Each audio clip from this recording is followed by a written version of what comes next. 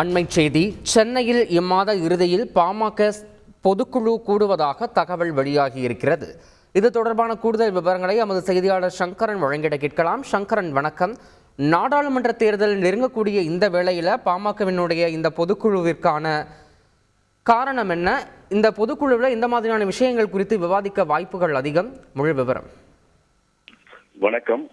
நாடாளுமன்ற தேர்தல் குறித்த அறிவிப்பு மிக விரைவில் எப்போது வேண்டுமானாலும் வெளியாகலாம் என்று எதிர்பார்க்கக்கூடிய நிலையில் பிரதான அரசியல் கட்சிகள் எல்லாம் தேர்தலுக்கு தயாராகி வருகின்றன.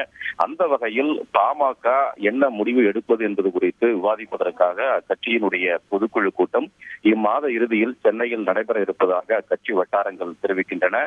ஓரிரு நாட்களில் இது குறித்த அதிகாரப்பூர்வமான அறிவிப்பு வெளியாகும் என்றும் தகவல்கள் வெளியாகி இருக்கிறது. கடந்த பாராளுமன்ற தேர்தல், அதே போன்று சட்டப்பேரவை தேர்தலில் தேசிய ஜனநாயக கூட்டணியில் அங்கம் வகித்து தேர்தலை பாமக எதிர்கொண்டது. குறிப்பாக கடந்த 2019 நடந்த அந்த தேர்தலில், பாராளுமன்ற தேர்தலில் அதிமுக தலைமையிலான கூட்டணியில் இடம்பெற்ற பாமக 7 இடங்களை பெற்று 7 இடங்களிலும் தோல்வியை தழுவியது.